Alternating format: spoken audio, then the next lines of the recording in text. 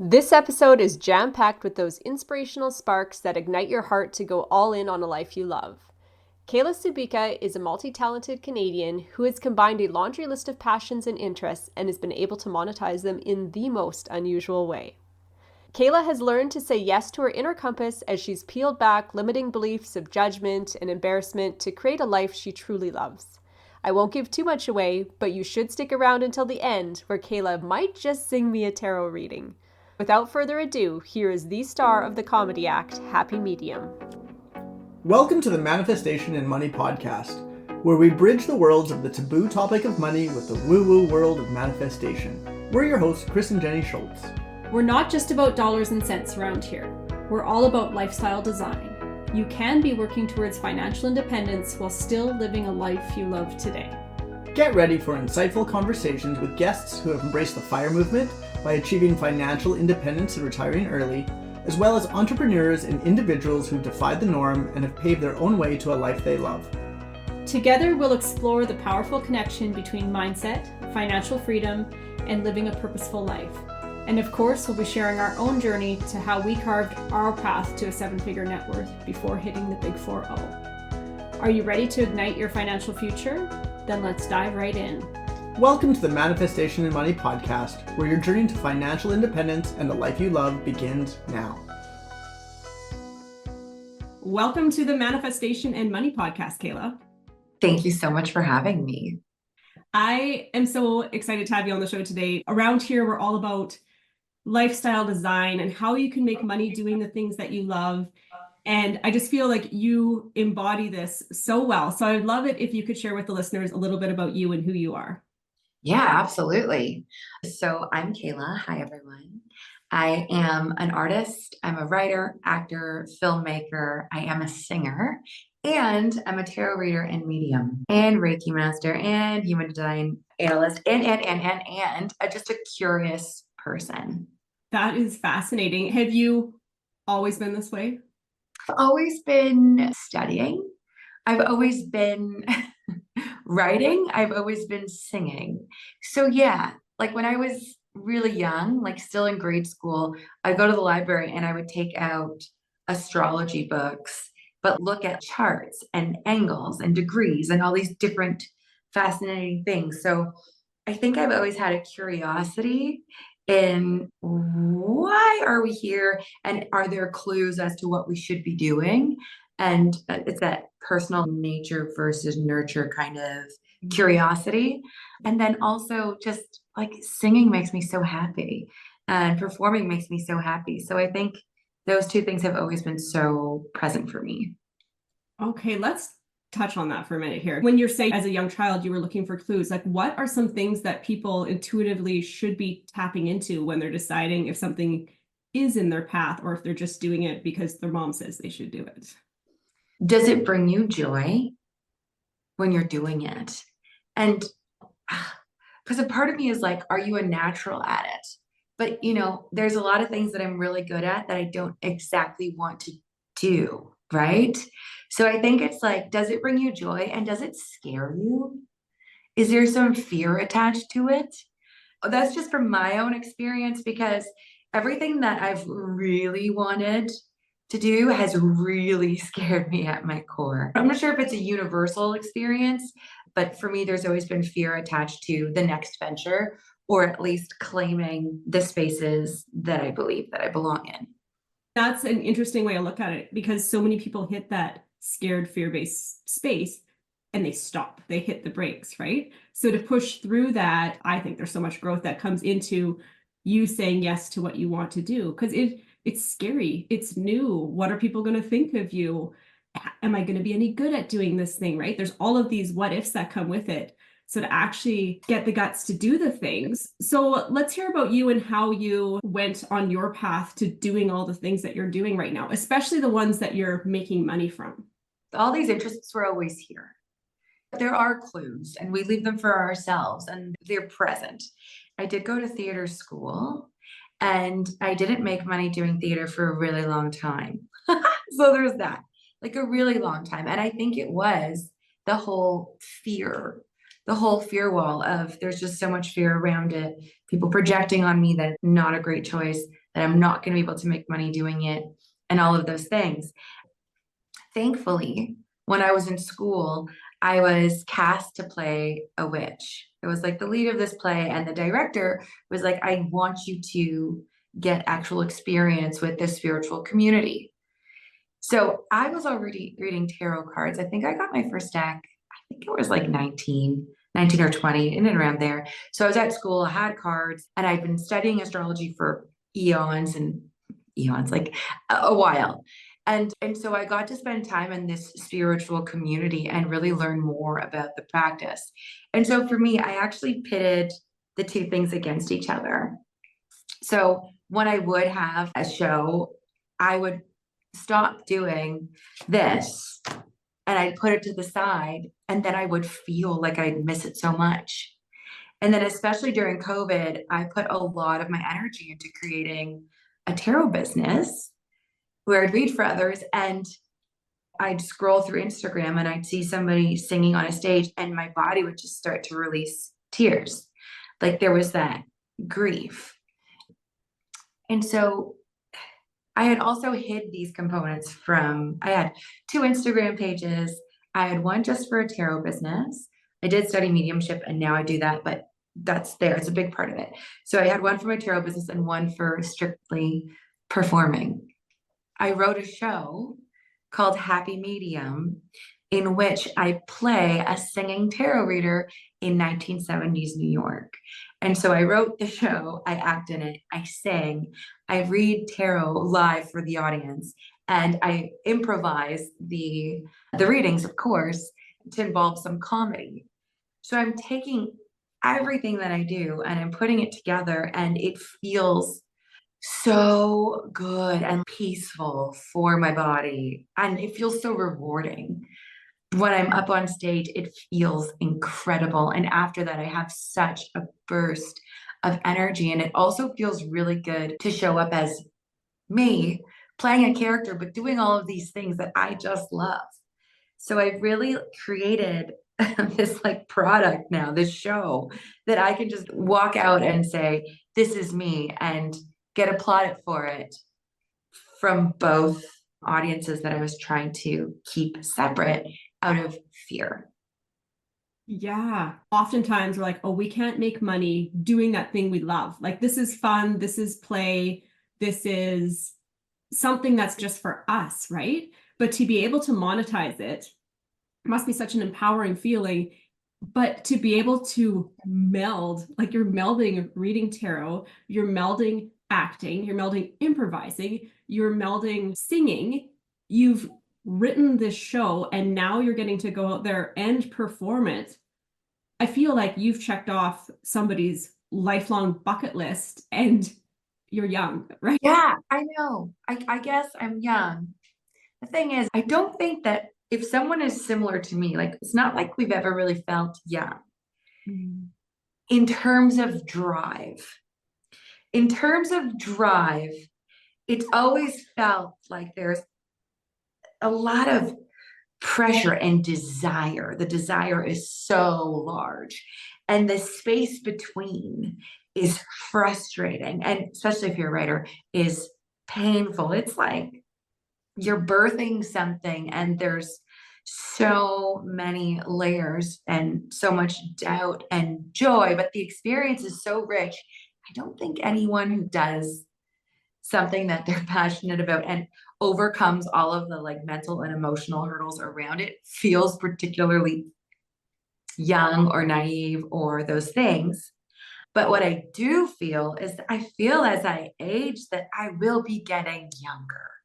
And what I mean by that is I was so serious and so focused and so stressed and just determined that it took away a lot of just the presence of being able to do the thing. And so when I did the thing, I felt that what I call electric presence. And I always want more of that electric presence. And that shows up for me in the singing and the acting and the writing. Even though the writing's painful, it's still so rewarding. In the filmmaking and when I'm reading, be it tarot or mediumship, it's that electric presence. And that's what I want to move more toward. I am 36, but again, I hope that I'll only get younger now that I've been able to kind of bring all these things together and have that release of that pressure and be able to move forward being like, hey, this is me. This is what I do. Yeah, I did that show. Yeah, cool. And it really does allow me to just show up as me and relieve some of that tension that I had around being who I am. And I bet when you're sitting there with your audience too, you're relieving a bit of that in them. They're seeing you up there on the stage doing all these things. That has to put them in a playful state of mind of, wow, this is amazing. This is fun. And it has to inspire them a bit, or at least allow them to escape the 9 to 5 grind or whatever their current situation is, and put them in a place of, okay, like your spark, I feel like would go out to the audience. That's the thing, it's the spark. And it's an interactive show. And so we're playing together and there's audience participation, lots of it. And you get to choose if you want to play or not. But it's that sense of play. And when someone's getting a reading, it's so present and people are so intrigued that you can't help but just drop whatever you've got going on and become enveloped in what's going on in that person's life. Mm-hmm. And that is why we turn to books or movies or just other forms of entertainment. But it's also really nice to be in person and have that presence. And it gets us out of what we've been trying to figure out. For you, when you made this connection and did that thing, you said you don't like the writing piece so much of it. But what were the toughest parts for you to say yes to you to get to you to where you are right now? It's a sick thing. I don't like the writing piece. I love it. Like in a sick way. Like it's like, it just means, it's just, I find it extremely like difficult, but again, probably the most rewarding. It really is about the permission to say yes, that you've nailed it on the head. And it came in small permission slips. And so it's been a work in progress. The story has been here. I've been ready. I've had the skills. I've had the ability, the talent, the drive. It's about allowing myself to receive what I want.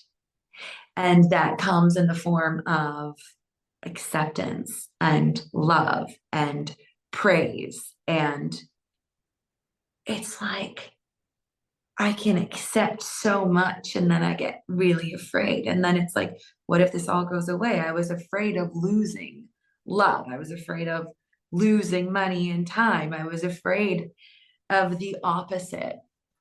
And as I was staying small and stuck, I was already losing those things. I was holding them away. I was pushing them away. So really, I think it was about allowing myself to just put my arms down and go, here I am. This is what I do. And I really, really like it. And it's really, really nerdy. Another thing was the amount of joy that I have. Sometimes I'm embarrassed by the amount of joy that I show and share because I feel that people are not as enthusiastic as I can be. So I used to have on my Instagram at the top, like too enthusiastic for life, because there's a lot of times people would be telling me something and be like, wow, like just like over the top reactions. And even thank goodness, Shanda Bezic, who directed my show, I told her from the jump, I go, look, I'm really fucking nerdy. I really enjoy this. So, and she's like, oh, me too. She's like, oh, me too. She's like, so she'd be like, you know what I think? I'm like, no, my God, I already know what you're saying. And she's like, yeah. I'm like, yeah, it's just really big and really full of joy. And so sometimes I get embarrassed to share that part of me because it feels so vulnerable. And I don't think we see that a lot. People just sharing what brings them joy on the internet without it being labeled cringe.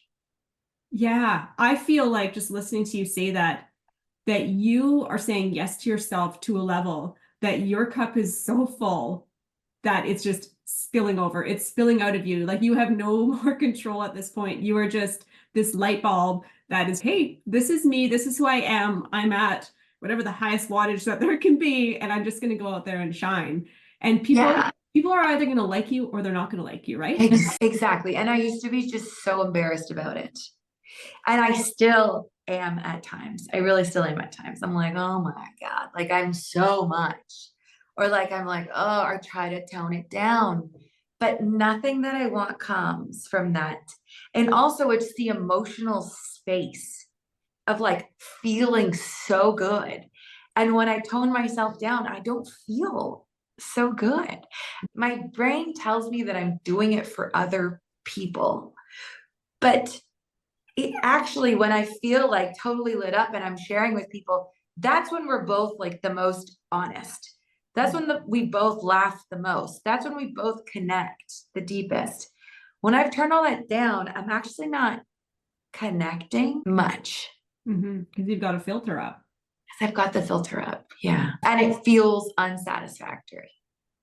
It feels like something's missing. And really, it's the vulnerability piece.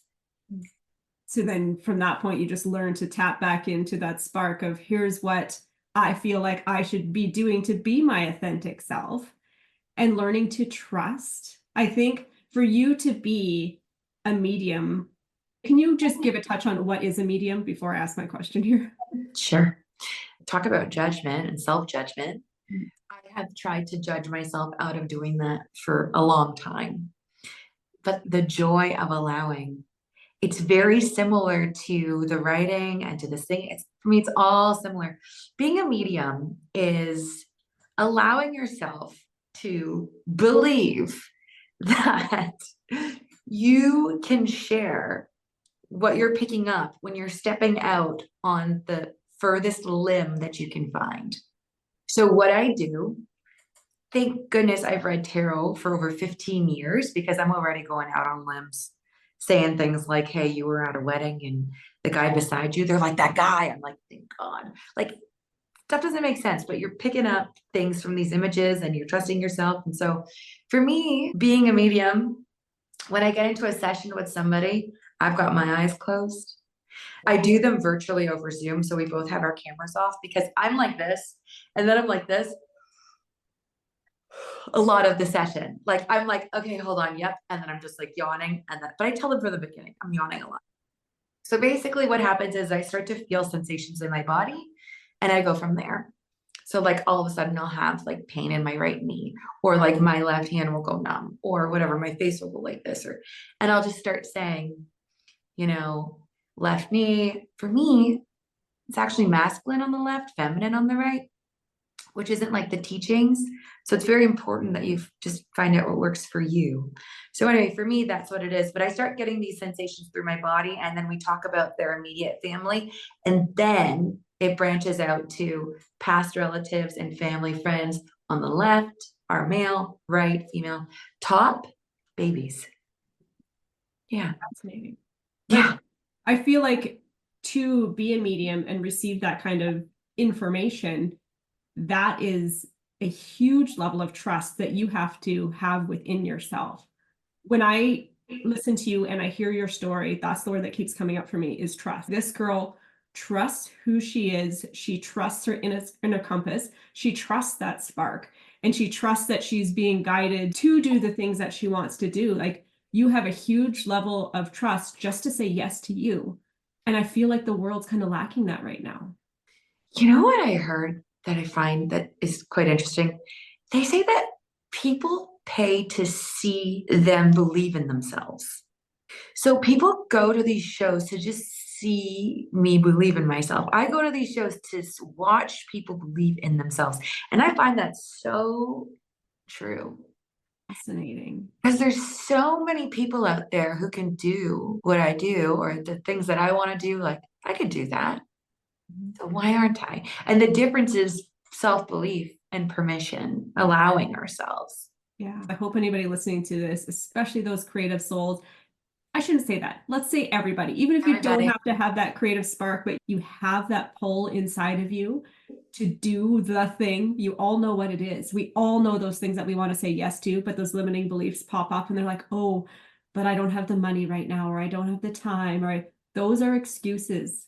If you want something bad enough, you will find the money, you will make the time, right? That's true. So it's true. just to give yourself permission to go do the thing and figure it out the way. Right. I spent so much of my income on support to help me to get to the place where I could give myself permission. I'm talking therapists and coaches. I just want to be super transparent because I feel like from how my story sounds, it sounds like, she trusted herself and she trusted herself the whole way through. No, I didn't. No, I didn't, because I would have been doing this at 25. If I would have been doing this right out the gate. Mm-hmm. It has been a long process of getting to know me and doing something and getting to know me and doing something. And also, all of those things that you're doing along the way are still you getting to know you and doing something. This show is like the show for me, but I really needed to, they call it like clean the pipes. I needed to write out all of the other things that were before this. Mm-hmm. And after this, I don't know what's coming. Yeah. I get glimpses, but I don't know exactly what it is. So again, I want people to know that whatever you're doing right now is useful. Oh my gosh, can I share? Mm-hmm. Yesterday, I got a massage. So I have some deep lower back pain. Energetically speaking, people would say that is about moving forward. So again, it's about me receiving, allowing myself to move forward in bigger ways. So I go and I get a massage. Now, the person that I usually book in with isn't there. So I'm getting a massage with someone else. They're just guessing at where the spot may be. And I'm not used to that. I'm used to the person I work with going along the spine, down, around, knowing exactly where the muscles are. Not to say this person didn't, they just work differently. And so I'm on the table and I'm getting frustrated and I'm thinking to myself, like, you need to relax in order to receive whatever this is. Then my mind starts thinking about stand-up comedy and how this is useful. This is completely useful. I go into the room, I tell them I need glutes done. They get really nervous. They're telling me they're going to do it over the sheets. Is that okay? I'm like, what the fuck? Like underwear on over the sheets. I'm like, okay, I'm coming in there. I just want to ask massage. It's making what I need right now sound dirty. And then even when they're doing it, they're like, is that okay? I can tell that they're kind of like, so everything that we're going through is useful in some sense. So if you're listening to this and you're not where you want to be, or you haven't given yourself the permission yet, I want you to believe that whatever you're doing is going to be useful. Whatever you're judging right now, that you think that, oh, you're just doing this up until you finally break through, you're going to actually like mine the diamonds in that. And you're going to bring it with you and it's going to be great. That is so good. I hope people really take that and lead with that. That's a very empowering statement. And okay, now I want listeners to get, I think they have a really good feel for who you are, but let's show them who you are now. Okay, amazing. You can find me on Instagram at Kayla Subica, S-U-B as in Bob, I-C-A. You can find me on Facebook and YouTube and TikTok the same way. There's a link to book there if you'd like a one-on-one reading. And there'll also be links to get onto my email list in case I'm doing my show, Happy Medium, near you. So in the show, I play a medium who is meant to be a singer. And she still might be, okay? She's not giving that up. But what she does is people call in, it's a phone line, and they call in and she sings the readings to them because she needs to keep her voice up. And so what I would love to do is sing you a mini reading like I do in my show. I'm all for it. Amazing. For this to work, I just need you to say hello. Hello. I'm a singer. That's what I do. Can I have your first name, please? Jen. Jen. Jen wants to know. Jen, may I please have a question in one sentence? And it can be about anything. It could be about work. It could be about love. It could be about family, you name it. Ooh. Am I headed the right way with my work? Jen wants to know Which way will Jen go? Jen wants to know if they're headed in the right way. Jen, well, you're headed somewhere. Jen, I've got the 6 of Swords. Jen, this is about you heading away that feels better for you. Jen, I've also got the 5 of Cups. Jen, I feel there's change around your work. Jen, I want you to drop the things that don't feel good. Jen, because I've also got the Knight of Swords. Jen, it's okay for it to be easy. Jen, it's okay for things to be easier. Jen, you're leaving the choppy shit behind you. Jen, you're going through a period that's gonna feel different. Jen, I feel you're used to things moving quickly. Jen, but now things are gonna be a little bit slower. And I want you to know that doesn't mean less business. It means things are more organized, so things won't feel so rushed and choppy. Jen, I've got the Justice card here. Jen, you're definitely going in the right direction. Jen wants to know, allow it to be easy. Allow yourself to be uncomfortable with how easy it can get. Jen, that was your reading. How do you feel? Amazing. I actually have goosebumps. I feel like that was so fun and so playful, yet resonated so much with kind of like my internal workings right now. Fascinating. Fascinating. I know. I Yeah. know. It's I could see it in your eyes when I was reading. It was like, it's really beautiful. And it's beautiful and playful for me to get to do this too. Thank you. Yeah, so fun. I highly encourage the listeners to go follow you on Instagram. Check out Kayla's photo, your cover for your show. It is, I don't want to give too much away, but you have to go check it out. It will make you laugh. It will make you smile. And I encourage you to go get a reading with her because that was super fun and that made my day. Awesome. I'm so happy to hear that, Jen. Thank you so much for joining me on the show today, Kayla. Thank you so much for having me. Thank you. Thanks, everyone. Hey, wait, before you go, do you want to increase your income by $1,000 a month? If so, check out our free side hustle guide at www.fourleaflifestyle.com/money ideas. I'll pop it in the show notes for easy access.